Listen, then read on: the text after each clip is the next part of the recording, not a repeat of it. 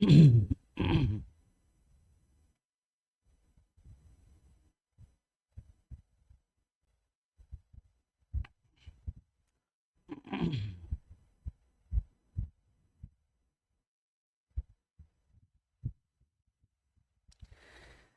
जी, आप सभी का बहुत बहुत स्वागत है। रिंकी हैं हमारे साथ, ध्रुव जी हैं और अभय हैं, कुमारी प्रीति जी हैं और बहुत ढेर सारे हमारे छोटे बहन भाई हैं।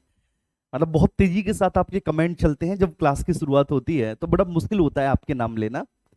ठीक है, मुकेश जी हैं, राजन जी हैं, रजत हैं, आलम हैं, प्रीति रानी हैं, राज गौतम जी हैं, जितेंद्र हैं, पवन हैं, रामदेवी जी हैं, बलजीत जी हैं, राहुल हैं, दीपिका हैं, अनिरुद्ध जी हैं, प्रिया है, नेहा है। आप सभी छोटे बहन भाइयों का बहुत बहुत स्वागत है। मतलब जबरदस्त तरीके से आप सभी का स्वागत है और आशा करता हूं कि आप सभी लोग बहुत ज्यादा अच्छे होंगे, बहुत शानदार होंगे एकदम। ठीक है, फर्स्ट क्लास होंगे सभी लोग, एकदम बहुत अच्छे होंगे। ठीक है ना जी। नमस्ते जी, नमस्ते नमस्ते। ठीक है, अब सबसे पहले तो आप लोग ये बताइए, ठीक है ना, कि जो कल रिकॉर्डेड क्लास आपकी अपलोड की गई थी, वह रिकॉर्डेड क्लास आप सभी ने देख ली? पहले तो मुझे एक बात जल्दी से बताइएगा, जो कल रिकॉर्डेड क्लास अपलोड की गई थी वह रिकॉर्डेड क्लास आप सभी ने देख ली? ठीक है, हाँ या ना? ठीक है, उसमें मैंने दो चीजों के बारे में बहुत अच्छे से डिस्कशन किया है। ठीक है, एक तो अगस्त प्रस्ताव के बारे में, ठीक है, सारी चीजें मैंने आपको एकदम बहुत अच्छे से बताई हैं। और प्लस अगस्त प्रस्ताव के बाद जो क्रिप्स मिशन आया है, मैंने क्रिप्स मिशन के बारे में भी उसमें, ठीक है, सारी चीजें विस्तार से बताई हैं। ठीक है, तो दोनों के बारे में मैंने आपको बताया है, अगस्त प्रस्ताव और क्रिप्स मिशन के बारे में। ठीक है, आज हम बात करेंगे विविल प्लान के बारे में। आइए।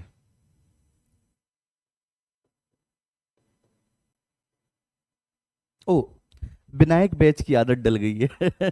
ये प्रज्ञान बैच है। चलिए,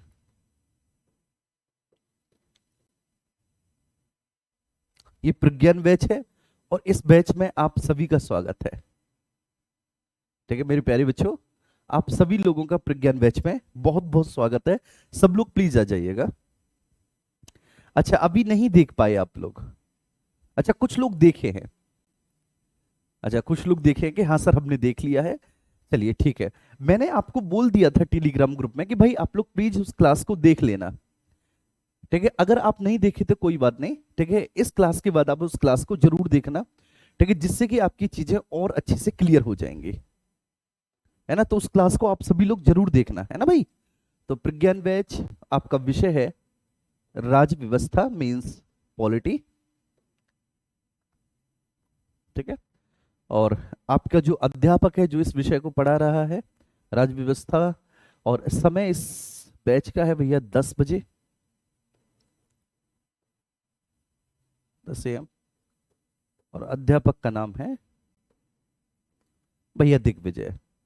लिखना पड़ता है क्योंकि ये PDF आपकी अपलोड होती है, तो अगर ठीक है, पता तो चलना चाहिए ना कि किस विषय की ये क्लास है और किस बैच की क्लास है, जिससे कि आपको ये मिल सके। तो इसलिए लिखना पड़ता है ये। ठीक है जी। आइए, तो शुरुआत करते हैं हम लोग। हमने लास्ट लेक्चर में अगस्त रिजोल्यूशन पढ़ा और क्रिप्स मिशन पढ़ा। ये दोनों ही प्रस्ताव जो हैं, ठीक है, चाहे वो अगस्त प्रस्ताव के बारे में बात कहें या फिर हम क्रिप्स मिशन की बारे में बात कहें, तो ये दोनों ही जो हैं ये द्वितीय विश्व युद्ध में भारतीयों का सहयोग करने के लिए लाए गए थे, कि द्वितीय विश्व युद्ध में भारतीयों से किस प्रकार से सहयोग किया जाए।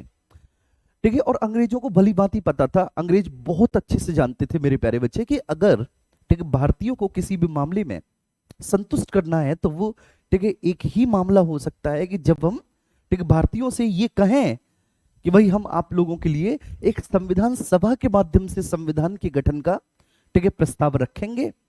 और वो संविधान सभा जो होगी वो भारतीयों से मिलकर ही बनेगी, अंग्रेजों का उसमें किसी भी प्रकार का कोई हस्तक्षेप नहीं होगा। तो भारतीय अपने द्वारा निर्मित संविधान सभा के माध्यम से स्वतंत्र भारत का संविधान बनाएंगे। तो यही वो एक महत्वपूर्ण बात है जो कि सभी भारतीयों को संतुष्ट कर सकती है, और अंग्रेज इसको भली भांति जानते थे। इसलिए पता है अंग्रेजों ने क्या किया मेरे प्यारे बच्चे, कि चाहे अंग्रेज अगस्त प्रस्ताव लाए हो या क्रिप्स मिशन, ठीक है ना, उन्होंने इसी बात को बार बार दोहराया कि द्वितीय विश्व युद्ध की समाप्ति के बाद ठीक है हम ये काम करेंगे। क्या काम करेंगे? कि भारतीयों के लिए एक संविधान सभा का गठन किया जाएगा और वो एक संविधान का निर्माण करेगी। लेकिन तब तक ठीक है भारतीय क्या करें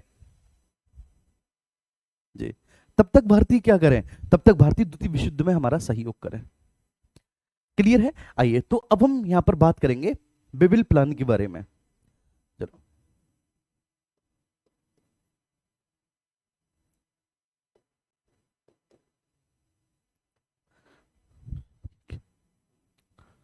now we are talking about babel plan. ठीक है, ये आप पहली बार सुन रहे होंगे कि बेबिल प्लान क्या है, लेकिन इसके बारे में बात करना बहुत ज्यादा जरूरी है। बेबिल प्लान है क्या, ठीक है, इसके बारे में हमें डिस्कस करना बहुत ज्यादा जरूरी है। अब ये जो बेबिल प्लान है, बेबिल प्लान, ठीक है, लिनलिथगो के बाद अगला जो गवर्नर जनरल बना वह लॉर्ड बेबिल बना। ठीक है, आफ्टर लिनलिथगो जो अगला गवर्नर जनरल बनता है, लिनलिथगो के बाद भैया अगला गवर्नर जनरल, ठीक है, बेबिल बना। अब बेबिल जब गवर्नर जनरल बना, ठीक है, तो तब तक पता क्या हुआ था, द्वितीय विश्व युद्ध समाप्त हो चुका था। और जब द्वितीय विश्व युद्ध समाप्त हो चुका था तो बेटा द्वितीय विश्व युद्ध की समाप्ति के बाद, ठीक है, जापान के विरुद्ध भारतीयों का आप कह सकते हैं समर्थन प्राप्त करने के लिए, है ना, क्योंकि जापान पर न्यूक्लियर अटैक किया गया था, अमेरिका ने किया था। अमेरिका मित्र राष्ट्र का एक हिस्सा था। मैंने आपको पहले ही बताया कि द्वितीय विश्व युद्ध में दो तरह के राष्ट्र हैं, एक तरफ है मित्र राष्ट्र, दूसरी तरफ है दूरी राष्ट्र। अब ये जो मित्र राष्ट्र है इसमें इंग्लैंड है, बेल्जियम है, फ्रांस है, ठीक है, इसमें यूएस है, इसमें रसिया भी है, ये मित्र राष्ट्र है। दूरी राष्ट्रों में दो प्रमुख राष्ट्र जो हैं, ठीक है, एक जापान है और एक जर्मनी है। इनके अन्य भी सहयोगी हैं, लेकिन जापान और जर्मनी दो राष्ट्र इसमें प्रमुख हैं। जापान और जर्मनी दो राष्ट्र बेटा इसमें प्रमुख हैं। मेरी बात आप बहुत अच्छे से समझना। अब देखिए बहुत तेजी के साथ दूरी राष्ट्र इस द्वितीय विश्व युद्ध में आगे बढ़े और बहुत बड़े हिस्से पर उन्होंने मित्र राष्ट्रों को पराजित किया। ठीक है, लेकिन फिर हम सब लोग जानते हैं कि हिरोशिमा और नागासाकी की घटना कि अमेरिका ने जापान के इन दो शहरों पर परमाणु बम से अटैक किया। ये दोनों के दोनों शहर पूरी तरह से नेस्तनाबूत हो गए। जापान ने आत्मसमर्पण कर दिया और द्वितीय विश्व युद्ध की समाप्ति हो गई। लेकिन पूरे विश्व की जो सांत्वना थी बेटा, ठीक है, वो अब जापान की तरफ थी, क्योंकि जापान ने इतना बड़ा लॉस झेला है जो कि अमेरिका के द्वारा किया गया है, जो कहीं से भी मानवीय नहीं था। ठीक है, मतलब उसने, ठीक है, हिरोशिमा और नागासाकी पर परमाणु बम गिरा के अमेरिका ने अपनी अमानवीयता का परिचय दे दिया। अमेरिका ने यह बता दिया कि ठीक है, मानवीयता से हमारा दूर दूर तक कोई रिश्ता नाता नहीं है। आप सोच के देखो बच्चे कि उसमें आम लोग मारे गए। आज भी वहां पर अगर आप हिरोशिमा और नागासाकी में देखें तो वो जो परमाणु बम वहां पर बच्चे ड्रॉप किया गया था, उसका रेडिएशन से आज भी वहां पर बहुत ज्यादा नुकसान होता है। ठीक है, जो जन्म लेने वाले नए बच्चे होते हैं, जो इस संसार में आते हैं, मोस्टली, ठीक है, वो माँ के गर्भ से ही रेडिएशन का शिकार हो जाते हैं। ये स्थिति थी वहां की, है ना। तो अब बेबिल प्लान, देखिए, ये बेबिल के द्वारा लाया गया क्योंकि पूरे विश्व की सांत्वना थी जापान के प्रति। लेकिन अंग्रेज, क्योंकि अंग्रेज और जापान द्वितीय विश्व युद्ध में दोनों आपस में एक दूसरे के विरोधी थे, तो अंग्रेज इसलिए इसको लाए जिससे कि जापान के विरुद्ध भारतीय समर्थन को प्राप्त किया जा सके। ठीक है, ध्यान रखना। और ये 4 जून 1945 को लाया गया था बेबिल प्लान। कब लाया गया था?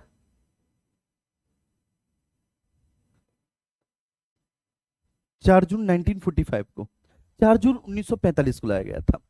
ठीक है, तो द्वितीय विश्व युद्ध की समाप्ति के बाद जापान के विरुद्ध भारतीय समर्थन प्राप्त करने के लिए, और जो दूसरा इसका प्रमुख उद्देश्य ये था कि भारत में जो संवैधानिक गतिरोध पैदा हो रखा है, ठीक है, बहुत बड़े स्तर पर। कैसा गतिरोध है भारत में? कि भारत में दो पॉलिटिकल पार्टी है।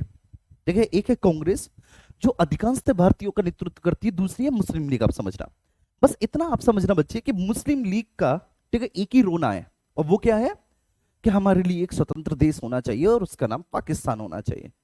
वो स्वतंत्र देश कहां होना चाहिए भैया? आप वो स्वतंत्र देश कहां पर बनाओगे? तो जहां पर मुस्लिम बहुसंख्यक लोग हैं। अच्छा, मुस्लिम बहुसंख्यक लोगों के लिए तुम पाकिस्तान बना दोगे तो उन क्षेत्रों में रहने वाले हिंदुओं का क्या होगा? हमें नहीं पता क्या होगा, बस बना दो। कैसे बनाओ हमें नहीं पता, बस बना दो। ठीक है, तो ये मुस्लिम लीग है।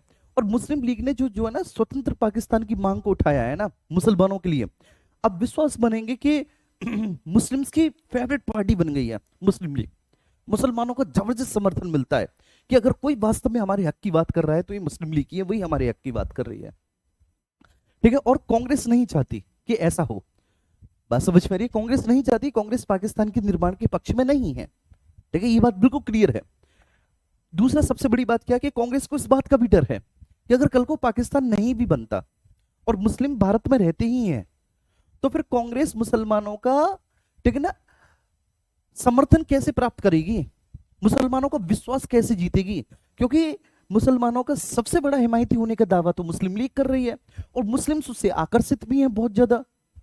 बिल्कुल क्लियर है, मुस्लिम उससे आकर्षित भी है। जैसे आज हिंदुओं का, ठीक है, होने का दिखावा सबसे बड़ी पॉलिटिकल पार्टी करती है, ठीक है, उस पॉलिटिकल पार्टी ने ये बात प्रूव कर दी कि हिंदू मतलब हम और हम मतलब हिंदू, ठीक है ना। अब दूसरी पॉलिटिकल पार्टी तो परेशान होती है ना, जैसे समाजवादी पार्टी हुई, कांग्रेस के, भैया हम कैसे समर्थन हासिल करें? तो अब आप देखते हैं समाजवादी पार्टी के प्रमुख जो है गंगा नहाने जाते हैं, ठीक है, वही कांग्रेस पॉलिटिकल पार्टी के जो युवराज हैं, ठीक है, वो जनेऊ धारण करते हैं, रुद्राभिषेक करवाने जाते हैं। क्यों? क्योंकि हिंदुओं का समर्थन लेना है। एक पॉलिटिकल पार्टी ने दावा कर दिया कि हम हिंदुओं के सबसे बड़े समर्थक हैं, हम हिंदुओं के सबसे बड़े हितैषी हैं, शुभचिंतक हैं। तो अन्य पॉलिटिकल पार्टी को भैया यहां पर डर लगने लगा, क्योंकि हिंदू या मुस्लिम या फिर सिख या ईसाई, ये इन पॉलिटिकल पार्टी के लिए बेटा वोट बैंक है, इनके लिए वोट बैंक है। बिल्कुल सिंपल सी बात है।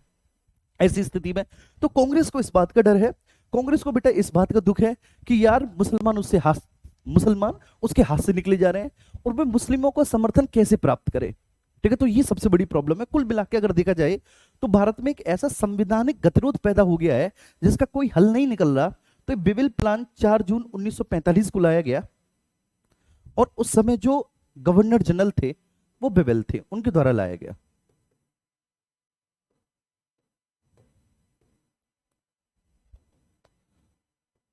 उस समय जो गवर्नर जनरल थे मेरे प्यारे बच्चे, वो बिविल थे, ये बिविल के द्वारा लाया गया।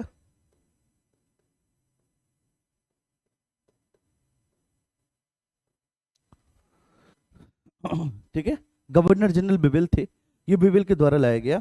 चलिए, ये क्यों लाया गया था, कारण क्या था, इसका कारण भी मैं बता रहा हूं। दो प्रमुख कारण थे इसको लाए जाने के। एक तो द्वितीय विश्व युद्ध की समाप्ति के बाद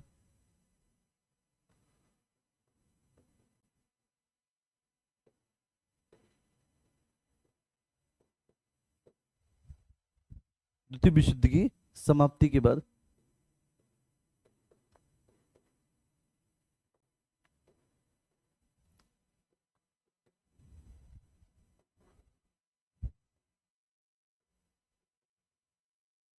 समाप्ति के बाद ठीक ना, जापान के अगेंस्ट भारतीयों का समर्थन प्राप्त करने के लिए,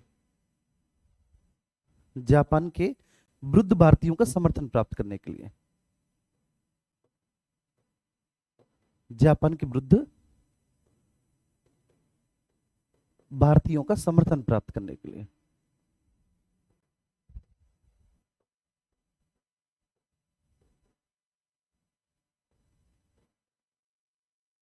प्राप्त करने के लिए,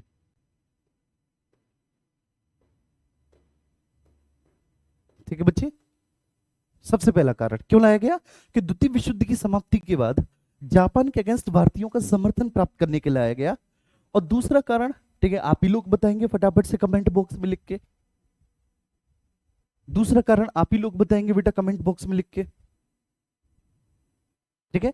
जो भारत में संवैधानिक गतिरोध पैदा हुआ था दो पॉलिटिकल पार्टी की वजह से, और दोनों पॉलिटिकल पार्टी बेटा अपनी अपनी महत्वाकांक्षा की पूर्ति कर रही है, ये हकीकत बात है। ठीक, कांग्रेस चाहती है सर्वाधिक वोट बैंक मुझे मिले, मुस्लिम लीग चाहती है जैसे आज होता है। तो इसकी वजह से पिस कौन रहा है, आम लोग। तो भारत में संवैधानिक गतिरोध को दूर करने के लिए, सेकंड,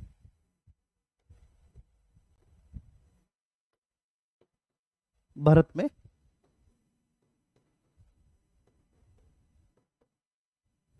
संवैधानिक गतिरोध को दूर करने के लिए, संवैधानिक गतिरोध ये एक टेक्निकल वर्ड है, इसको जरूर हम इंग्लिश में बताएंगे। तो इसको कहेंगे बेटा कॉन्स्टिट्यूशनल डेडलॉक, जो भारत में पैदा हुआ है, ठीक, संवैधानिक गतिरोध को दूर करने के लिए।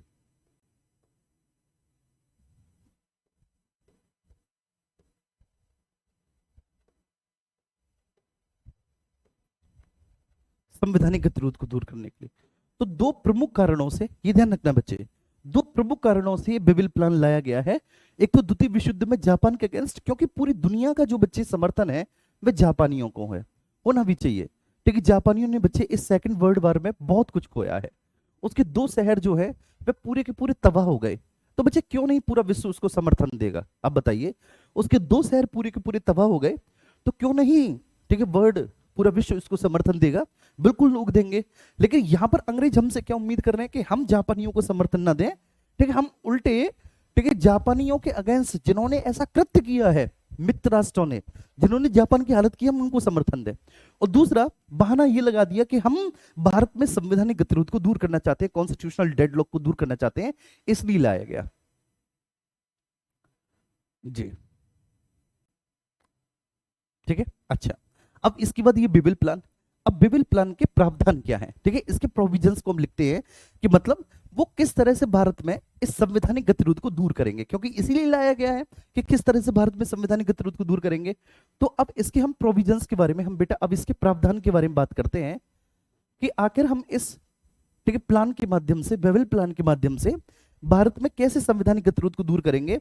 अंग्रेजों का क्या प्लान है कि भारत में कैसे कॉन्स्टिट्यूशनल डेडलॉक को दूर किया जाएगा। तो अंग्रेज कहते हैं भाई कि द्वितीय विश्व युद्ध के बाद अब भारतीयों का संविधान बनाया जाएगा। जब तक कि संविधान नहीं बन जाता तब तक भारतीयों के प्रशासन चलाने के लिए एक अंतरिम व्यवस्था की जाएगी, ठीक है ना।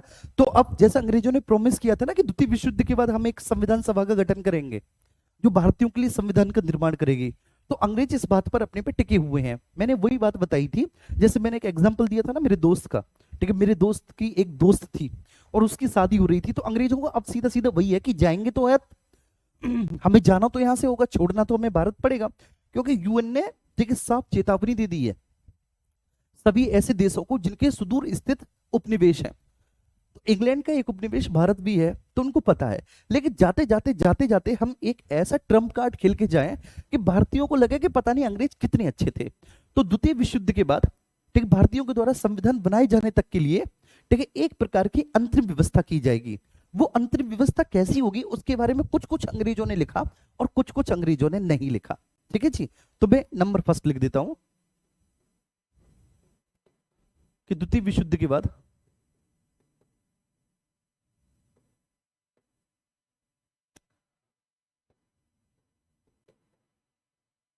भारतीयों के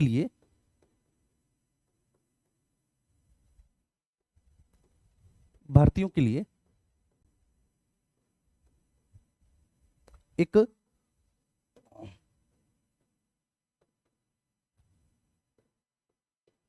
संविधान सभा का गठन किया जाएगा,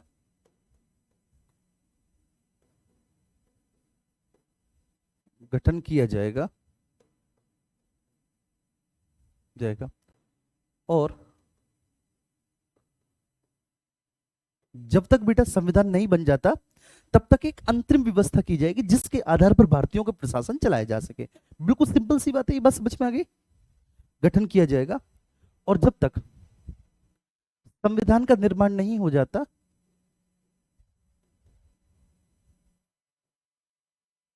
जब तक संविधान का निर्माण नहीं हो जाता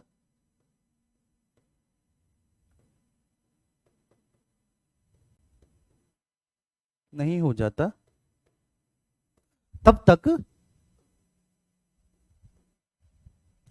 जब तक संविधान का निर्माण नहीं हो जाता तब तक उसके गठन की, तब तक एक अंतरिम व्यवस्था का गठन किया जाएगा। बस सिंपल सी बात है, तब तक बेटा एक अंतरिम व्यवस्था का गठन किया जाएगा, अंतरिम व्यवस्था का गठन किया जाएगा तब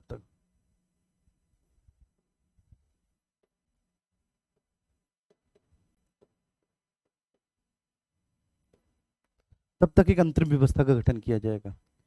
उम्मीद करता हूं कि भाई ये बात समझ में आई होगी, सभी को क्लियर है, ये बात समझ में आई होगी कि द्वितीय विश्व युद्ध के बाद भारतीयों के लिए एक संविधान सभा का गठन किया जाएगा। द्वितीय विश्व युद्ध के बाद भारतीयों के लिए संविधान सभा का गठन किया जाएगा और जब तक संविधान का निर्माण नहीं हो जाता तब तक उसके लिए, ठीक है, एक अंतरिम व्यवस्था का गठन किया जाएगा। जब तक संविधान का निर्माण नहीं हो जाता है तब तक उसके लिए क्या किया जाएगा, एक अंतरिम व्यवस्था का गठन किया जाएगा। क्या मेरी बात समझ में आ रही है? तब तक उसके लिए एक अंतरिम व्यवस्था का गठन किया जाएगा। क्या मेरी बात समझ में आ रही है? चलिए, अब इस अंतरिम व्यवस्था के गठन करने में हम क्या क्या करेंगे? अंग्रेज बोल रहे हैं कि इस अंतरिम व्यवस्था के गठन करने में भाई हम क्या क्या करेंगे। तो जो काउंसिल्स ऑफ वायसराय है, ठीक है, जो वायसराय की कार्यकारिणी है उसका पुनर्गठन करेंगे। ठीक है, ये ध्यान रखना। तो बोलते हैं कि नंबर फर्स्ट हम इसमें क्या करेंगे भाई, कि हम वायसराय की कार्यकारिणी का पुनर्गठन करेंगे। ठीक है, फिर से उसके पुनर्गठन की बात कही गई भाई, है ना, कि हम वायसराय की कार्यकारिणी का पुनर्गठन करेंगे।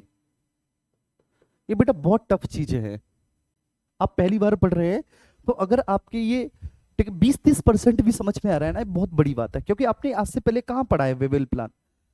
बताओ, कहां पढ़ा है वेवेल प्लान? आप जानते हो वेवेल प्लान के बारे में कुछ भी नहीं, तो पहली बार पढ़ रहे हो तो थोड़ी सी दिक्कत होगी, क्योंकि आपने कैबिनेट मिशन पढ़ा और संविधान सभा शुरू हो गई कैबिनेट मिशन के साथ ही। ठीक है, तो ध्यान रखना, कैबिनेट मिशन से पहले भी हमें कुछ चीजें पढ़नी है। तो वो वेवेल प्लान है कि वायसराय की कार्यकारिणी का, द काउंसिल ऑफ वायसराय, पुनर्गठन किया जाएगा। वायसराय की कार्यकारिणी का पुनर्गठन किया जाएगा,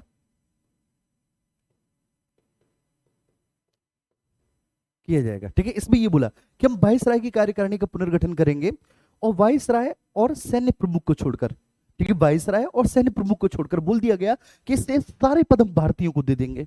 वायसराय और सैन्य प्रमुख को छोड़कर से सभी पद भारतीयों को दे दिए जाएंगे। वायसराय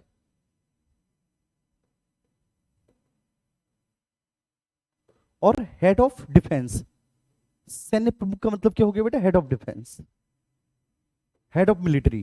तो वायसराय और सैन्य प्रमुख को छोड़कर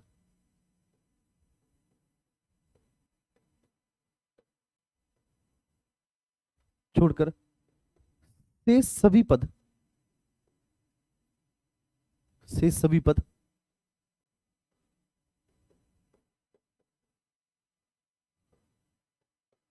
भारतीयों को देंगे। तो वायसराय की कार्यकारिणी का पुनर्गठन किया जाएगा। ठीक है, और ध्यान रखना है कि वायसराय और सैन्य प्रमुख, केवल हम इन दो लोगों को छोड़ेंगे।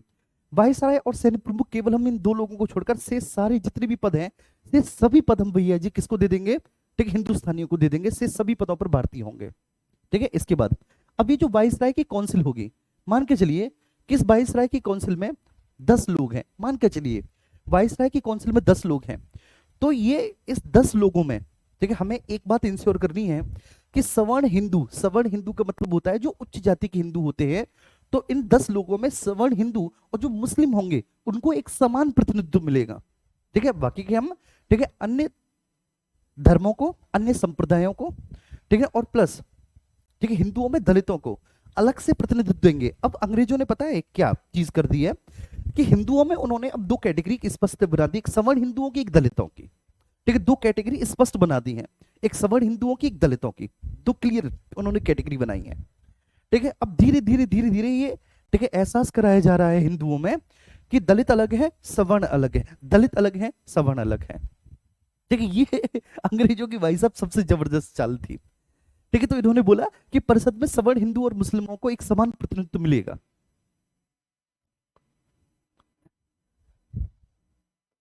इस परिषद में, इस काउंसिल में सवर्ण हिंदुओं को,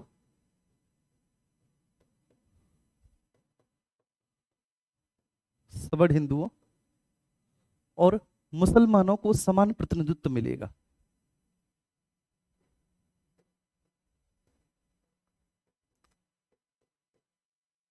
सवर्ण हिंदू और मुसलमानों को समान प्रतिनिधित्व मिलेगा।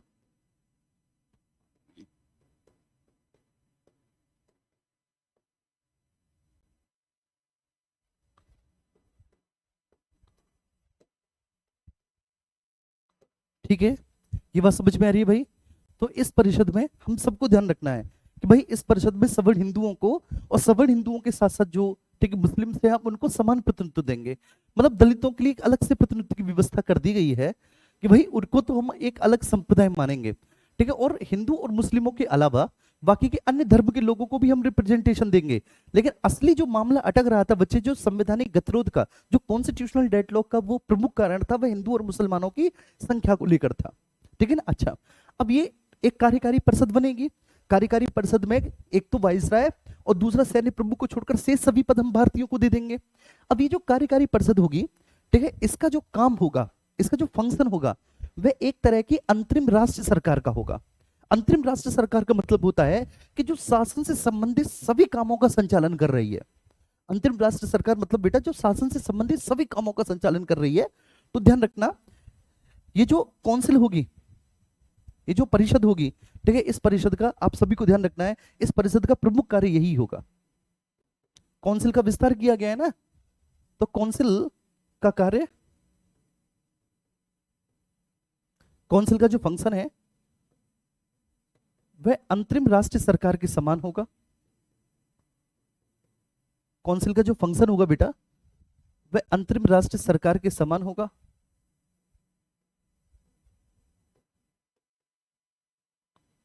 आ रही है सभी को ये बात ध्यान जी। काउंसिल का जो फंक्शन है, काउंसिल का फंक्शन बेटा अंतरिम राष्ट्रीय सरकार के समान होगा। और दूसरा, गवर्नर जनरल को वीटो की शक्ति दी गई। गवर्नर जनरल को वीटो की शक्ति 1861 के परिषद अधिनियम से लगातार दे रहे हैं, लेकिन इसमें एक बात बोली गई कि भाई गवर्नर जनरल वीटो की शक्ति का प्रयोग बिना वजह नहीं करेगा, बेकारण नहीं करेगा। अगर वे गवर्नर जनरल वीटो की शक्ति का प्रयोग करता है तो उसके पीछे एक कारण बुलाया जाएगा, ठीक है, एक कारण बताया जाएगा। गवर्नर जनरल वीटो की शक्ति का प्रयोग बेवजह नहीं करेगा। इसमें एक और बात शामिल की गई, गवर्नर जनरल वीटो की शक्ति का प्रयोग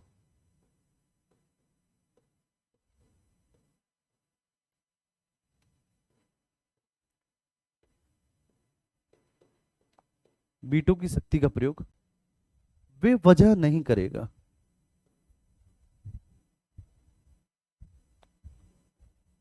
बेवजह नहीं करेगा, ठीक है जी। बस ये बात आपको ध्यान रखनी है कि भाई जो गवर्नर जनरल है, गवर्नर जनरल वीटो की शक्ति का प्रयोग बेवजह नहीं करेगा।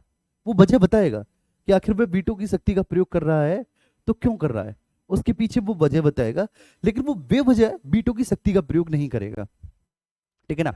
अब इस बेबिल प्लान में एक और बात थी, इससे पहले, ठीक है, ये 1945 में आया है 4 जून को बेबिल प्लान। इससे पहले भारत छोड़ो आंदोलन हुआ है, ठीक है, आप सब लोग जानते हैं कि क्या जबरदस्त मूवमेंट था भारत छोड़ो आंदोलन, क्विट इंडिया मूवमेंट। अब ये जो क्विट इंडिया मूवमेंट था, ठीक है, इसमें बहुत बड़े स्तर पर राष्ट्र नेताओं की गिरफ्तारी की गई। तो बेबिल प्लान में बोला गया कि भारत छोड़ो आंदोलन के दौरान जितने भी नेताओं को बेटा गिरफ्तार किया गया है उन सभी को रिहा किया जाएगा, ठीक है, और प्लस शिमला में एक सर्वदलीय सम्मेलन बुलाया जाएगा। अब शिमला में जो सर्वदलीय सम्मेलन बुलाया जाएगा, इसका प्रमुख कार्य वही होगा कि भारत में संवैधानिक गतिरोध को कैसे दूर किया जा सके, ठीक है। तो बस भारत छोड़ो आंदोलन के दौरान गिरफ्तार, ठीक है, सभी नेताओं को रिहा कर दिया जाएगा। इसमें था ये प्रावधान, भारत छोड़ो आंदोलन के दौरान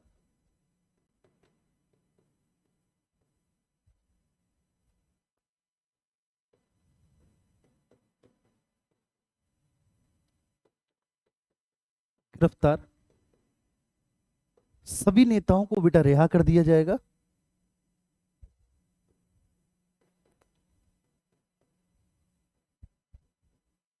सभी नेताओं को रिहा किया जाएगा।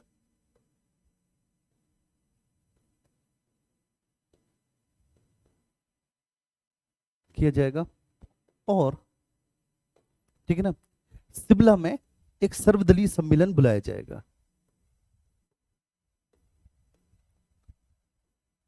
शिमला में एक सर्वदलीय सम्मेलन बुलाया जाएगा।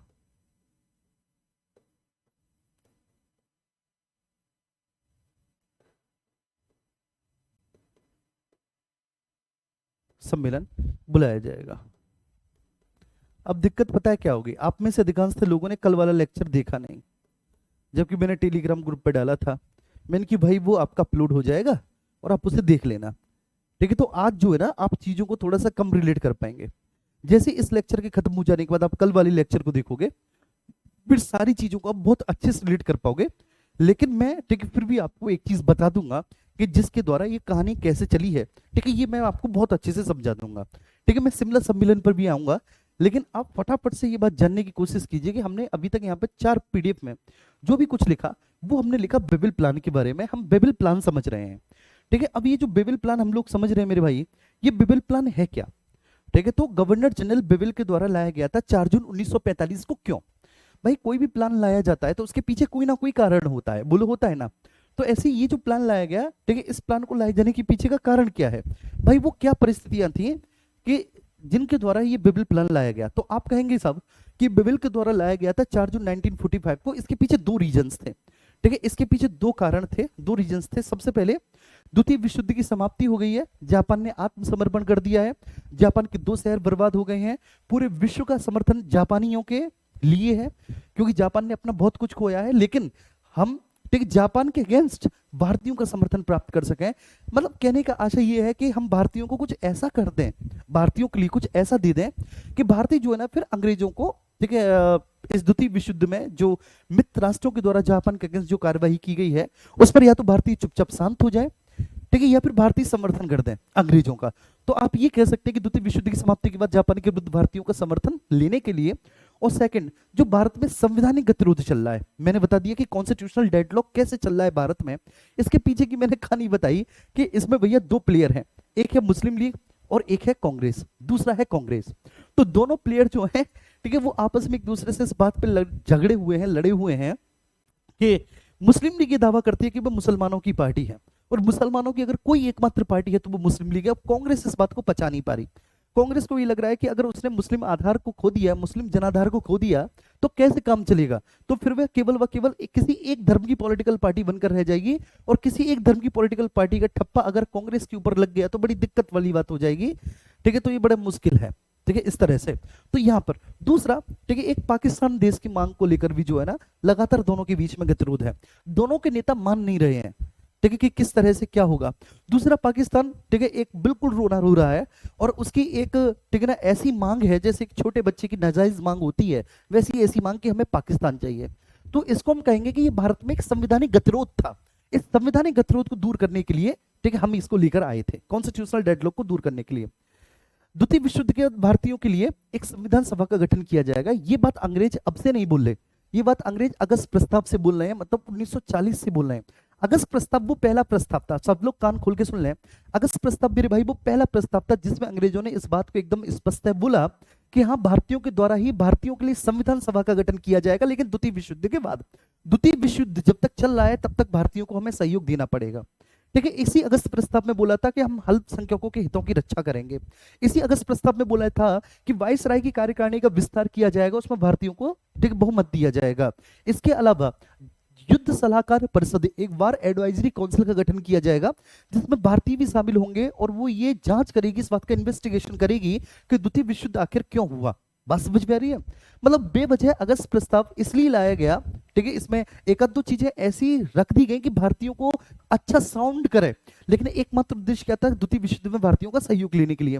जब ये फेल हो गया तो फिर, ठीक, 22 मार्च 1942 को स्टेफर्ड क्रिप्स की अध्यक्षता में एक मिशन आया। देखो, मिशन क्या होता है? मिशन का मतलब होता है कि जो किसी एक सर्टेन उद्देश्य को पूरा करने के लिए लाया जाता है, वो मिशन होता है। तो मिशन था, मिशन का मतलब है कि तुम्हें पूरा करना ही है अपना उद्देश्य, जिस उद्देश्य के साथ तुम भारत में जा रहे हो। क्रिप्स क्यों भारत में आ रहा है, किस उद्देश्य के साथ भारत में आ रहा है? कि बस द्वितीय विश्व युद्ध में कैसे भी उसे भारतीयों का समर्थन लेना है, वो इस उद्देश्य के लिए भारत आ रहा है। वो भारत आता है और भारत में बोलता है कि हम भारत को पूर्ण औपनिवेशिक स्वराज देंगे।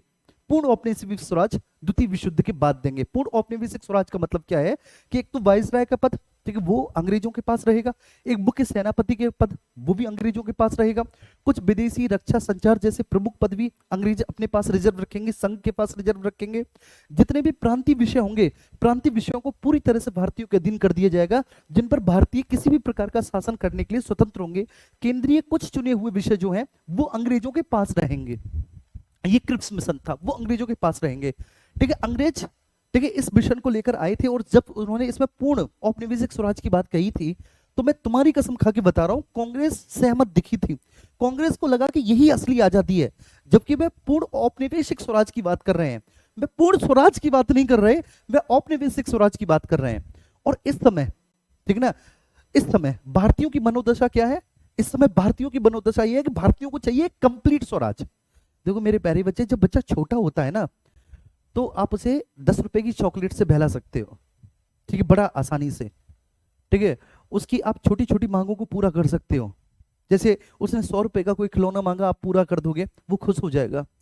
वही बच्चा जब बड़ा हो जाता है और किसी के प्रेम में पड़ जाता है, और वो जब मांग करता है कि मुझे इससे प्रेम है, मेरे ऐसा विवाह कराओ, और जब घर वाले उस बात को नहीं मानते तो वो क्या हो जाता है, वयस्क हो जाने पे बगावती हो जाता है। तो भारतीय जब मांग रहे थे अपने लिए औपनिवेशिक स्वराज, लेकिन नेहरू रिपोर्ट में औपनिवेशिक स्वराज ही तो मांगा था। भाई नेहरू रिपोर्ट में क्या बोला था कि हमें एक डोमिनियन स्टेटस का दर्जा दे दो, कनाडा और साउथ अफ्रीका की तरह। डोमिनियन स्टेटस मतलब वही होता है कि भाई ठीक है, रक्षा, संचार, ठीक है, गवर्नर जनरल, मुख्य सेनापति, ऐसे पद आप रखो, बाकी के अन्य पदों पर ठीक है आप भारतीयों को कानून बनाने का और प्रशासन को संचालित करने का आप अधिकार दे दो। जैसे आपने कनाडा और साउथ अफ्रीका में दे रखा है, आप ऐसे हमें डोमिनियन स्टेटस, डोमिनियन स्टेटस एक तरह का ठीक है औपनिवेशिक स्वराज ही है मेरे प्यारे बच्चे। बस औपनिवेशिक स्वराज में डोमिनियन स्टेटस से एक हद दो ज्यादा ठीक है स्वतंत्रता होती है, कुछ स्वतंत्रताएं फालतू होती हैं। ये सारी बातें आप पहली बार सुन रहे होगे और आपको लग रहा होगा कि हाँ आप कुछ पढ़ रहे हो, कुछ चीजें ऐसी जो एक रटे रटाए पैटर्न के अलावा आपको यहाँ पर पढ़ाई और समझाई जा रही हैं।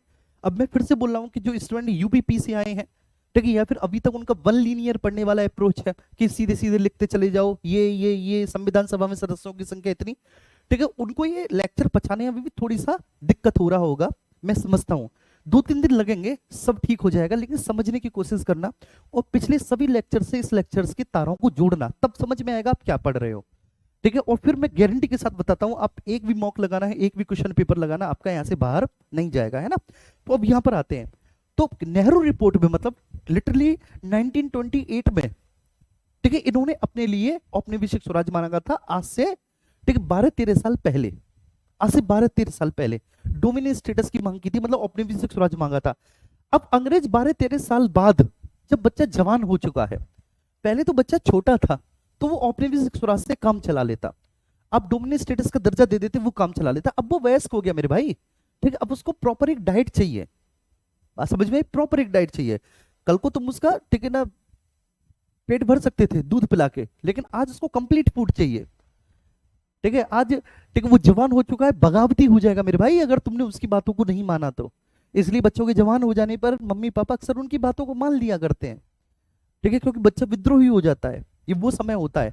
और अंग्रेज अब 12-13 साल बाद ठीक है भारतीयों को फिर से वही लॉलीपॉप पकड़ा रहे हैं औपनिवेशिक स्वराज का। अब भारतीयों को क्या चाहिए, पूर्ण स्वतंत्रता। लेकिन सबसे बड़ी बात क्या है कि कांग्रेस अब भी संतुष्ट थी, कांग्रेस को यही लग रहा था कि अंग्रेजों ने हम पे कितना बड़ा एहसान कर दिया। ठीक है, दूसरा इस क्रिप्स मिशन में जब कल का लेक्चर आप देखना, जिनने देखा होगा आपको पता चला होगा कि कहीं ना कहीं अंग्रेजों ने इस बात को भी स्वीकार कर लिया था चुपचाप कि हाँ मुसलमानों के लिए एक अलग देश बन जाएगा। कैसे, उन्होंने कहा था कि हम एक अखिल भारतीय संघ बनाएंगे, ठीक है ना, जिसमें ब्रिटिश भारत के प्रांत होंगे, जिसमें गवर्नर और मुख्य आयुक्त के प्रांत होंगे, देसी रियासतें होंगी, ठीक है, इस तरह से। और वो जो एक संघ बनेगा, ठीक है ना, वो जो संघ बनेगा, ठीक है, उसी संघ से संविधान सभा का गठन किया जाएगा, मतलब वहां के जो वोटर्स होंगे ठीक है वो संविधान सभा का गठन करेंगे उस संघ में से, और उस संविधान सभा में ब्रिटिश भारत के प्रांतों से भी लोग जाएंगे, देसी रियासतों से भी लोग जाएंगे, और वे एक अखिल भारतीय संघ के लिए कॉन्स्टिट्यूशन बनाएंगे। अब एक संविधान बनेगा, अगर इस बने हुए संविधान से किसी भी देसी रियासत को या किसी भी ब्रिटिश भारत के प्रांत को कोई भी आपत्ति है तो वो क्विट कर सकता है इस संविधान से और वो अपने लिए एक अलग संविधान बना सकता है। ठीक है, वो भारतीय संघ में ठीक है ना बाहर जा सकता है भारतीय संघ से, और वो चाहे तो अपने लिए एक अलग संविधान। एक बात बताओ मुझे, मुस्लिम लीग तो शुरुआत से ही कह रही है कि हमें भारत के साथ रहना नहीं है, ठीक है, अगर संविधान बन भी गया तो मुस्लिम लीग वो पहली पॉलिटिकल पार्टी होगी जो ये कहेगी कि सब हमें ये पसंद ही नहीं है। या फिर कोई भी ब्रिटिश भारत का प्रांत जहां पर मुस्लिम बहुसंख्यक है, जहां पर ठीक है मुस्लिम लीग का प्रतिनिधित्व है, जहां पर मुस्लिम लीग की ठीक है ना सरकार है, जैसे कि पंजाब हो गया या फिर कोई अन्य क्षेत्र हो गया, ठीक है, बंगाल में भी मुस्लिम लीग और कृषक प्रजा पार्टी की सरकार बनी है, तो ऐसे क्षेत्रों में अगर मुस्लिम लीग कहने लग जाए कि भैया हम नहीं है संतुष्ट, ठीक है, ये प्रांत बोलने लग जाए हम नहीं है इस नए संविधान से संतुष्ट, तो इसका मतलब क्या है, अंग्रेज ठीक है बिल्कुल आराम से इस बात को स्वीकार कर लेंगे, अच्छा कि ठीक है तुम नहीं हो संतुष्ट तो तुम बनाओ अपने लिए अलग संविधान, और तुम बनाओ अपने लिए अलग संविधान तो तुम बनाओ अपने लिए एक अलग देश। ठीक है, लेकिन क्या था कि मुस्लिम लीग साले ठीक पागल थे, ये बेवकूफ थे, ठीक है, ये इनको चाहिए था तुरंत, जैसे तुम में से कुछ लोग होते हैं ना कि अभी के अभी, अभी के अभी, इनको चाहिए था अभी के अभी। और अंग्रेज कहते हैं, अंग्रेज बहुत चालाक थे, वो दे रहे थे धीरे धीरे धीरे धीरे, वो मुस्लिम लीग को संतुष्ट करना चाहते थे क्रिप्स मिशन के माध्यम से, ठीक है, वो भारत को वास्तव में दो भागों में बांटना चाहते थे, ठीक है, और उन्होंने एक ऐसा प्रस्ताव, वो एक ऐसा मिशन लेकर आए क्रिप्स मिशन के, भारतीय भी संतुष्ट थे और अंग्रेज भी संतुष्ट थे उससे। बात समझ में आ रही है? लेकिन मुस्लिम लीग संतुष्ट नहीं हो पा रहा था। मुस्लिम लीग को चाहिए था तुरंत पाकिस्तान, और जबकि वो हिंट दे रहे हैं। बात समझ में आ रही है? जैसे कोई हिंट देता है ना, हिंट देता है कि हाँ मैं तुमसे दोस्ती कर लूंगा, हिंट दे रहा हूं, लेकिन तुम्हें क्या चाहिए? तुम्हें चाहिए कि अभी 7 फेरे हो जाए। ठीक है, तो मुस्लिम लीग वैसी थी कि अभी हो जाए 7 फेरे, अभी बन जाए पाकिस्तान, अभी के अभी चाहिए पाकिस्तान, कि साहब बनाओ पाकिस्तान हमारे लिए।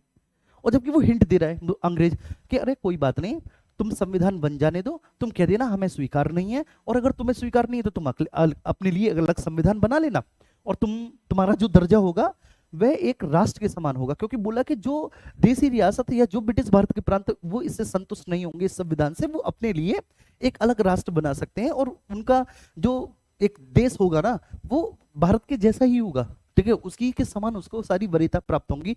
ये अंग्रेजों का वो था मेरे प्यारे बच्चे। लेकिन क्रिप्स मिशन, ठीक है, वो तो फिर कांग्रेसियों को समझ में आया कि यार ये तो अंग्रेजों की चाल है, और जब कांग्रेसियों को समझ में आया तो कांग्रेसी भी अड़ गए कि नहीं नहीं भाई हमें ये सही नहीं लग रहा, हमें ये सही नहीं लग रहा, और उन्होंने से पोस्ट डेटेड चेक कह दिया। स्पेशली महात्मा गांधी ने पोस्ट डेटेड चेक बोला था ना कि हमें आज चाहिए स्वतंत्रता, और आप दे रहे हो द्वितीय विश्व युद्ध के बाद। द्वितीय विश्व युद्ध के बाद जिस तरह से जापान तेजी से आगे बढ़ रहा है, तुम रहोगे भी या ना रहोगे इस बात की कोई गारंटी नहीं है ना, तुम रहोगे भी या ना रहोगे तो इस बात की भी कोई गारंटी नहीं है।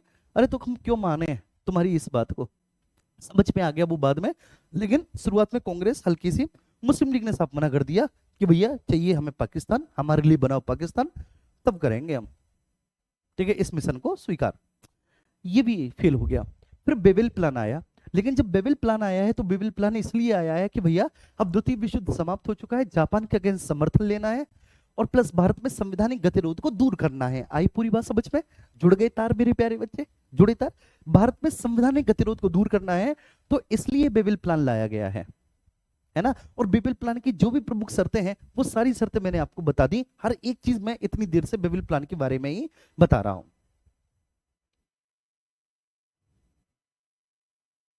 ठीक है, अच्छा। अब ये वाइसराय की कार्यकारिणी का ये सब किया गया, ये सारी चीजें हो गई। भारत छोड़ो आंदोलन के दौरान गिरफ्तार किए गए सभी भारतीय नेताओं को, ठीक है, रिहा कर दिया जाएगा। अब ठीक है, क्या निष्कर्ष निकला इस बेबिल प्लान का? इस बेबिल प्लान का क्या कंक्लूजन निकला? निष्कर्ष ये निकला बच्चे कि ये असफल हो गया, ये असफल रहा बेबिल प्लान। क्यों असफल रहा? क्योंकि मुस्लिम लीग का वही बच्चे जो है ना रोना, स्वतंत्र पाकिस्तान, स्वतंत्र पाकिस्तान, मुस्लिम लीग इमीडिएटली हमको स्वतंत्र पाकिस्तान चाहिए। बस मुझ मेरी मतलब आज भी 1945 में भी मुस्लिम लीग की, ठीक है, यही जिद है कि हमें स्वतंत्र पाकिस्तान चाहिए। ठीक है, और वहीं ठीक है कांग्रेस ने एक अखंड भारत के लिए आग्रह किया। आप सब देखना, कांग्रेस ने अखंड भारत के लिए आग्रह किया। अखंड भारत के लिए आग्रह में एक छोटी सी बात, बेटा मैं इतिहास का स्टूडेंट हूं, मैंने इतिहास से एमए किया है, एनईटी किया है, ठीक है, मेरा इतिहास से रहा है, मैं इतिहास का स्टूडेंट रहा हूं। मेरे एक बात समझ में नहीं आती कि जैसे मुस्लिम लीग अड़ी हुई है, जैसे मुस्लिम लीग अड़ी हुई है कि हमें पाकिस्तान चाहिए चाहिए चाहिए, वैसे कांग्रेस क्यों नहीं अड़ी कि हमें एक अखंड भारत चाहिए चाहिए चाहिए? बताओ मुझे, एक सिंपल सी बात है ना। कांग्रेस भी अड़ जाती है कि हमें अखंड भारत चाहिए, जैसे यहां पे भी तो बोल रही है आग्रह। ठीक है, ये टेक्निकली टर्म है मेरे प्यारे बच्चे, किसी किताब में नहीं मिलेगा आपको। ठीक है, जब सारी चीजों को पढ़ा है, पढ़ने के बाद यहां से निष्कर्ष निकलता है कि कांग्रेस ने अखंड भारत के लिए लिटरली एक आग्रह किया कि भैया हमें एक अखंड भारत दे दो। ये बात आई समझ में?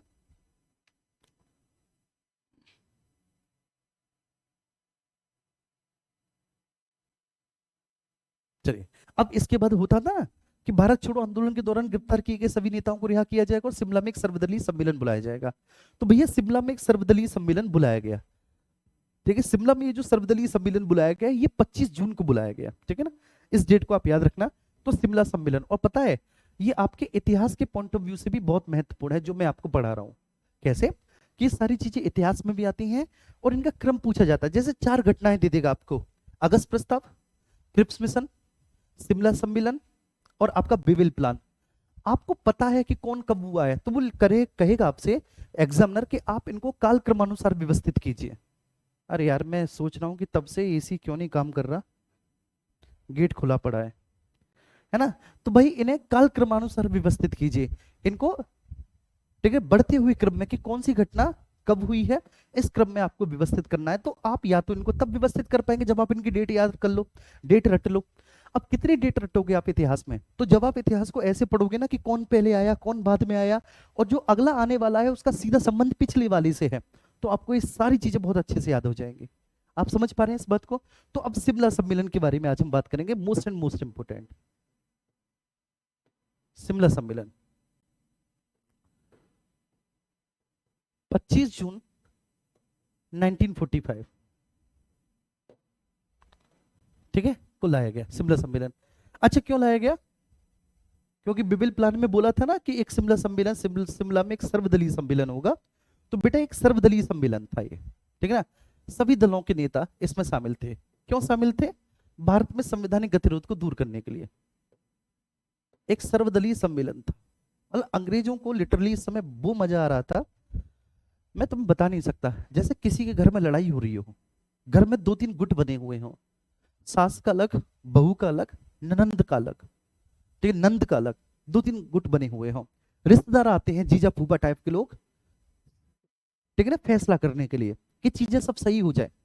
लेकिन वो तुम्हारी कसम फैसला नहीं करते, ठीक है, वो मजे लेते हैं, ठीक है, कुरेद को ऐसी ऐसी बातें पूछते हैं जो उन्हें ना पता हो, है ना। लेकिन वो भूमिका ऐसी निभाते हैं कि भाई तुम्हारी घर की सारी प्रॉब्लम हम दूर करके जाएंगे, कोई बात नहीं, हम यहाँ पर बैठे हुए हैं, ठीक है, तब तक आप परेशान मत हो, ठीक है, हम पूरा जो है अच्छे से फैसला करके जाएंगे, ठीक है, बढ़िया से हम मध्यस्थता करके जाएंगे। लेकिन वो मध्यस्थता करने नहीं आते, वो जीजा फूफा टाइप के लोग जो हैं वो आग में घी डालने का काम आते हैं, वो और भड़काते रहते हैं चीजों को, ठीक है, और मजे लेना चाहते हैं, आखिर पता तो चले इनके घर में हो क्या रहा है। ठीक वैसी अंग्रेजों की स्थिति थी। अंग्रेजों को मजा बहुत आ रहा है भाई साहब, हालांकि सिरदर्द भी है। अंग्रेजों को सिरदर्द इस बात का है कि भारत में उनको एक ऐसी संवैधानिक व्यवस्था स्थापित करनी है, क्योंकि उन्होंने प्रॉमिस कर दिया था, और कल को भारत तो स्वतंत्र होगा। और भारत स्वतंत्र होगा तो बेटा भारत एक बहुत बड़ी जनसंख्या और संसाधन संपन्न देश है।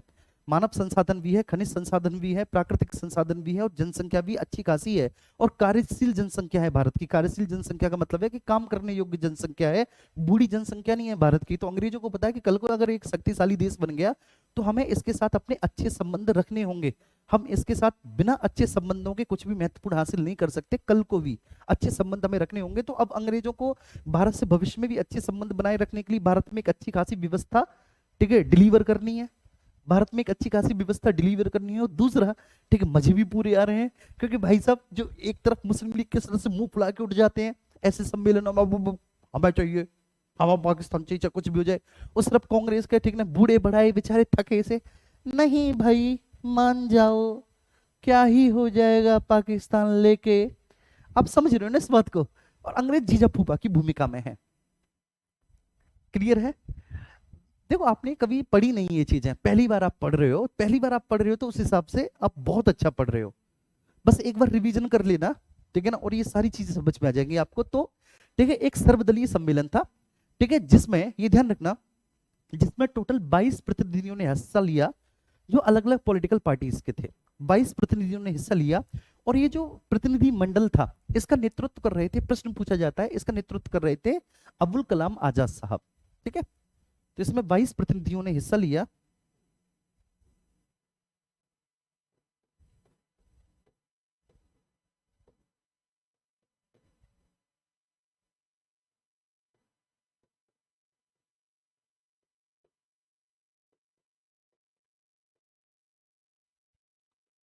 रिप्रेजेंटेटिव्स,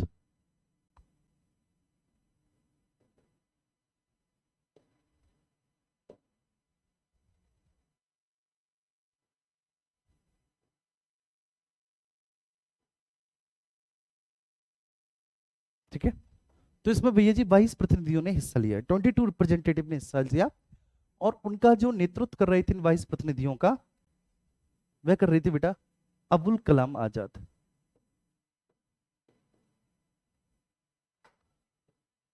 अबुल कलाम आजाद, ठीक है, अबुल कलाम आजाद। चलो ये बात समझ में, नेतृत्व मींस, ठीक है, जो इसके लीडर थे, जो 22 प्रतिनिधि शिमला में बेटा, ठीक है, उस समय के गवर्नर जनरल से मिले थे, ठीक है। गवर्नर जनरल कौन था बच्चे? बिबेल ही था, तो बिबेल से मिले। अब इसमें क्या हुआ, ठीक है, ये असफल रहा पूरा का पूरा शिमला सम्मेलन, इसमें असफल क्यों रहा ये शिमला सम्मेलन, मैं आपको बताता हूँ। ठीक है, इसमें एक शर्त रखी गई थी ना कि वायसराय की कार्यकारिणी का विस्तार किया जाएगा बिबिल प्लान में। देखो याद करना, ठीक है, अभी आपको याद आएगा। बिबिल प्लान में शर्त रखी गई थी ना कि वायसराय की कार्यकारिणी का विस्तार किया जाएगा और उसमें गवर्नर जनरल और सेना प्रमुख को छोड़कर शेष सभी पद भारतीयों को दिए जाएंगे, और भारतीयों में भी सवर्ण, हिंदू और मुसलमानों को, ठीक है, समान सीटें दी जाएंगी। तो मुस्लिम लीग ने यह कहा कि वायसराय की कॉलोनी के, वायसराय की काउंसिल के जितने भी मुस्लिम सदस्य होंगे वो सभी मुस्लिम लीग के होंगे, बस बात खत्म। कांग्रेस कहने लग गई कि क्या कर रहे हो जी, है ये कौन सी बात हुई जी। इसका मतलब सीधे सीधे क्या हो गया, आज भाजपा कहने लग जाए, आज भाजपा कहने लग जाए, सपोज डेट में एक छोटा सा एग्जांपल दे रहा हूं, आज भाजपा कहने लग जाए कि लोकसभा के जितने भी हिंदू सदस्य होंगे वो सभी भारतीय जनता पार्टी के होंगे, तो अन्य पॉलिटिकल पार्टी, समाजवादी पार्टी, आम आदमी पार्टी, ऑब्वियस सी बात है अपनी नाराजगी जाहिर करेंगी कि क्या हम हिंदुओं की पार्टी नहीं है। और एकमात्र भाजपा कैसे इस बात पर अपना हक जता सकती है कि वही हिंदुओं की पार्टी है। अरे भाई, हम भी तो हिंदुओं के नेतृत्व कर रहे हैं, हम भी तो उनके रीति रिवाज और मान्यताओं को स्वीकार कर रहे हैं, हम कोई हिंदू विरोधी थोड़ी नहीं है। तो वैसे ही कांग्रेस ने भी कहा, कांग्रेस ने भी यही कहा कि भैया ये कौन सी बात हुई जी, ये क्या कह रहे हो जी, ठीक है, क्या हम मुसलमानों के हितैषी नहीं है क्या, ठीक है, हमारे कांग्रेस के भीतर हमारे जो सदस्य हैं, हमारे जो कार्यकर्ता हैं, क्या वो मुस्लिम नहीं है, क्या हम मुस्लिमों के धार्मिक रीति रिवाज और संस्कृतियों के पक्षधर नहीं है, ठीक, बिल्कुल है। तो फिर ये कह दिया जाना कि वायसराय की काउंसिल में जितने भी मुस्लिम सदस्य होंगे वो सारे मुस्लिम लीग के होंगे, तो इसका कहीं ना कहीं मैसेज ये जाता बेटा पूरे देश में कि अगर मुसलमानों की कोई भी पॉलिटिकल पार्टी है तो वो केवल व केवल कौन है, मुस्लिम लीग है। पूरे देश में ये मैसेज जाता कि मुसलमानों की पॉलिटिकल पार्टी मुस्लिम लीग है। कांग्रेस ने मुस्लिम लीग का, सॉरी, कांग्रेस ने मुसलमानों का प्रतिनिधित्व नहीं किया, कांग्रेस से एक भी मुस्लिम सदस्य वायसराय की काउंसिल में नहीं गया, तो मतलब कांग्रेस ने मुसलमानों का प्रतिनिधित्व नहीं किया, तो इसका मतलब है कि कांग्रेस मुसलमानों की पार्टी नहीं है। और जैसे ये बात फैल जाती कि कांग्रेस मुस्लिम की पार्टी नहीं है, तो फिर आगे भविष्य में बेटा कौन मुस्लिम कांग्रेस को वोट दे देता, कोई मुस्लिम कांग्रेस को वोट देता नहीं, सारे के सारे मुस्लिम किसको वोट देते, मुस्लिम लीग को वोट देते। ये बात समझ में आ रही है। तो इस बात का कांग्रेस ने बड़ा विरोध किया कि साहब ऐसा कैसे हो सकता है, ये तो गलत बात है। ठीक वैसे ही जैसे मैं आपको एक छोटा सा एग्जांपल देता हूं कि किसी व्यक्ति की रील आप बार बार देख रहे हो, बार बार आप किसी की रील देख रहे हो, ठीक है, और ये बात इंश्योर कर रहे हो कि ये व्यक्ति जिसकी रील बार बार आ रही है मैथ का टीचर है, ये मैथ का टीचर है, तो आप स्वाभाविक सी बात है आप उसको अच्छा मैथ का टीचर मानने लग जाओगे, ऑटोमेटिकली आप मानने लग जाओगे कि हाँ भाई वो अच्छा मैथ का टीचर है, जबकि उसके जैसे उससे कहीं कहीं बेहतर बहुत अच्छे अच्छे टीचर्स, ठीक है, आपके कस्बों में रहे होंगे, लेकिन बेचारों की रील नहीं बन पाती, उनको कोई नहीं पूछ रहा। तो ये एक ह्यूमन साइकोलॉजिकल होती है, ठीक है, जो भी चीज बार बार आपको दिखाई जाती है आपको वो अच्छी लगने लग जाती है। जैसे एक छोटा सा एग्जाम्पल देता हूँ, हाइप क्रिएट करना। जैसे ठीक है, कोई बिस्किट है, ठीक है, और बार बार उसका एडवर्टीज दिखाया जा रहा है, एक माँ उस अपने बच्चे को वो बिस्किट खिलाती है और वो बच्चा जो ना बहुत अच्छा परफॉर्म करता है टेबल टेनिस में, एक माँ अपने बेटे को वो बिस्किट खिलाती है और एक बच्चा बहुत अच्छे मार्क्स लाता है, ठीक है, एक माँ, ठीक है, उस बिस्किट को खिलाती है और उसका बच्चा बहुत अच्छी कबड्डी खेलता है। तो जितनी भी हिंदुस्तान की माँ है वो ये सोचेंगे कि भाई साहब इस बिस्किट को खिलाने के बाद उसका बच्चा अच्छा परफॉर्मेंस देगा ही देगा, इस बिस्किट में कोई बात है, जबकि उससे अच्छे दूसरे बिस्किट होंगे लेकिन वो बेचारे मार्केटिंग नहीं कर पा रहे, इसको कहते हैं पीआर, पब्लिक रिलेशंस, वो बेचारे नहीं कर पा रहे इसको, ठीक है। तो ठीक वैसे ही मुस्लिम लीग ने अपना पीआर किया, अपनी मार्केटिंग की कि अगर मुसलमानों की कोई पार्टी है तो वो मुस्लिम लीग है, बाकी का और कोई नहीं है। अब कांग्रेस को दिक्कत आ गई कि भैया उसका प्रोडक्ट नहीं बिकेगा, जैसे अन्य बिस्किट आ जाएंगे टेंशन में, अन्य मैथ के टीचर टेंशन में आ जाएंगे कि भाई साहब इसी की रील, इस पर रुपया है, खूब ढेर सारी रील बना रहा है, बार बार बार बार बार बार बार बार रील बनाते बनाते परिपक्व भी हो गया है कि कैमरे के सामने कैसी एक्टिंग करनी चाहिए, सब सीख भी गया है। अब वो बेचारे परेशान है कि भैया हमारा भी तो कंटेंट है, कोई हमारा भी तो कंटेंट देखे, हम भी तो जानते हैं। इनफैक्ट हो सकता है कि हमारे बहुत सारे कॉन्सेप्ट इसने चुराए हो, लेकिन लोग चूंकि इसको जानने उल्टा हो जाता है उनके कॉन्सेप्ट वो पढ़ाने लग जाए, ठीक है। तो इन लोगों से लोग क्या कहेंगे कि अरे सर आप तो उनके कॉन्सेप्ट पढ़ा रहे हो, जबकि उल्टा है, वो खुद उनके कॉन्सेप्ट पढ़ा रहा है। तब क्या है, एडवर्टीज और पीआर। मेरी बात समझ में आ रही है। तो मैं ये बात आपको समझाना चाह रहा हूं कि कांग्रेस को इससे क्यों इतनी प्रॉब्लम हुई, क्योंकि कांग्रेस केवल व केवल हिंदुओं की पॉलिटिकल पार्टी बन जाती, ठीक है, और मुसलमानों के लिए कांग्रेस पीआर का काम नहीं कर पाती, या मुस्लिम्स का कांग्रेस रिप्रेजेंटेशन नहीं ले पाती, ठीक है, आगे भविष्य में, ठीक है, मुसलमानों का वोट नहीं ले पाती। तो यहां प्रॉब्लम थी सबसे बड़ी।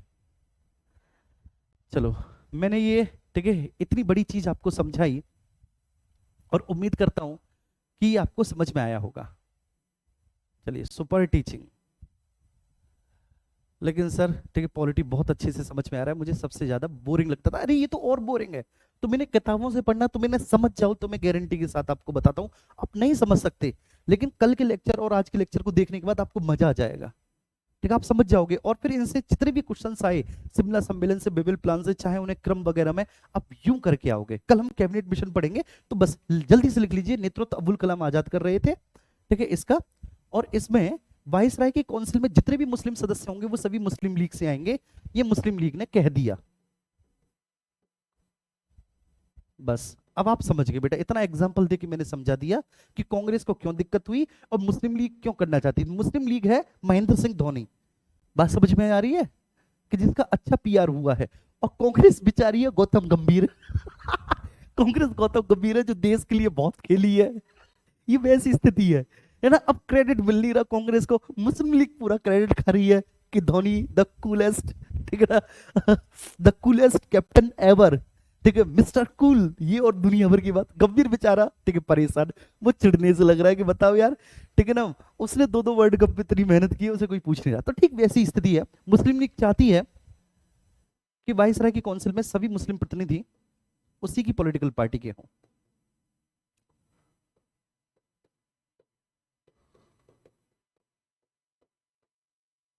वाइसराय की काउंसिल में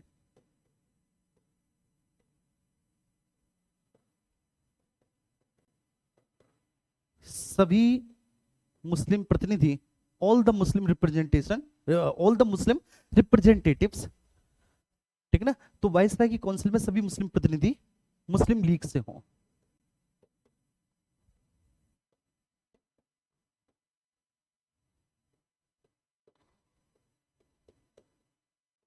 मुस्लिम लीग से हों, ये बात समझ में आ गई। अब कांग्रेस क्या चाहती है, ये तो ठीक है आपने लिख लिया, ठीक है ना। अब कांग्रेस क्या चाहती है, ठीक है, ये बात समझना। कांग्रेस चाहती है कि नहीं ऐसा नहीं हो सकता, ऐसा कैसे पॉसिबल है, कांग्रेस ने इसका विरोध किया, कांग्रेस ने इसका विरोध किया।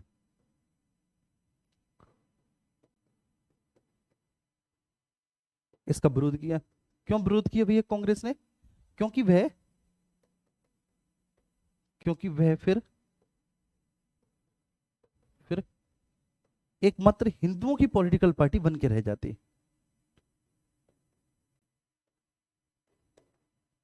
क्योंकि वह फिर एकमात्र हिंदुओं की पॉलिटिकल पार्टी बन के रह जाती।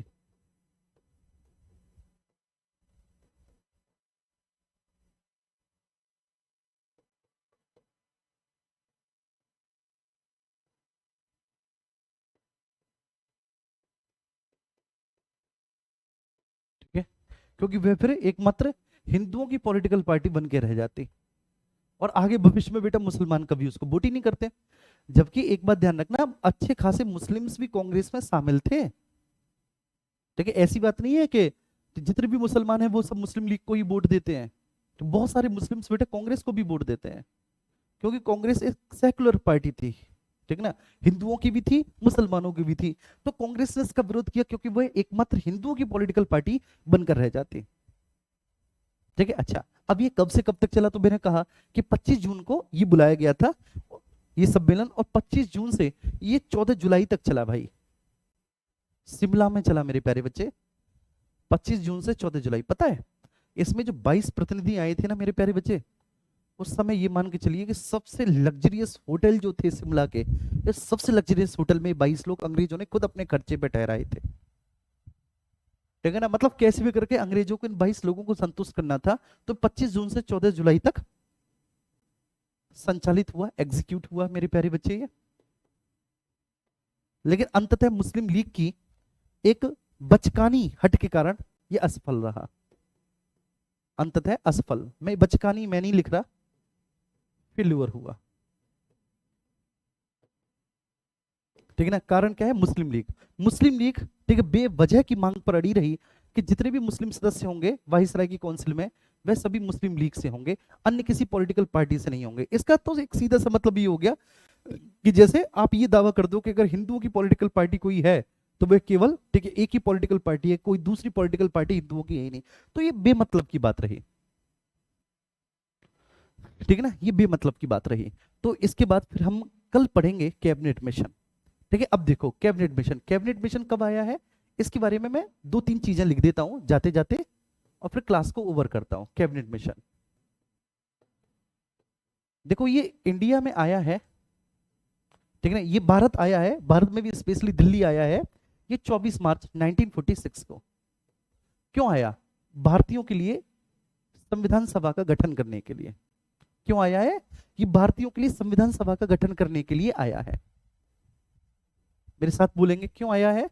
ये भारतीयों के लिए संविधान सभा का गठन करने के लिए आया है, ये जो कैबिनेट मिशन आया है। तो आया ये 24 मार्च 1946 को है, ठीक है, ये ध्यान रखना, ये प्रस्ताव जो आया, ये मिशन जो आया, और इस प्रस्ताव को जो प्रस्तुत किया गया, आप केवल ये लिखिए कि मिशन आया, क्योंकि फिर इसमें आप कंफ्यूज हो जाएंगे, आप इतने समझदार हो नहीं अभी, फिर कहोगे सर कि मैंने एक जगह यहाँ पढ़ा था, मैंने एक जगह वहां ये पढ़ा था। चलिए, तो मिशन आया 24 मार्च 1946 को, और ये प्रस्तुत कब किया गया? ये प्रस्तुत किया गया 16 मई 1946 को, 16 मई 1946 को। मतलब ठीक है, अब अंग्रेज अपना प्रॉमिस पूरा कर रहे हैं, मतलब मेरे भाई अब अंग्रेज अपना प्रॉमिस पूरा कर रहे हैं। क्या प्रॉमिस पूरा कर रहे हैं अंग्रेज? कि हम तो जा रहे हैं सनम, ठीक है, लेकिन तुम्हारा घर बसा के, हम तो जा रहे हैं सनम अब तुम्हारा घर बसा के, मतलब इमोशनल अत्याचार करके जा रहे हैं। वो ये अपनी प्रॉमिस पूरा करके, हमने कहा था ना कि हम ही तुम लोगों के लिए संविधान सभा का गठन करवाएंगे बाबू, तो देखो हमने अपनी प्रॉमिस पूरी की, अब हम तुम्हारे लिए संविधान का गठन करवाएंगे एक संविधान सभा के माध्यम से। बस बाबू ठीक है, फिर बना के हम तो चले जाएंगे। वो है कैबिनेट मिशन। ठीक है, कल मिलते हैं, थैंक यू सो मच, ढेर सारा प्यार आप सभी को, ढेर सारा प्यार सभी लोगों को।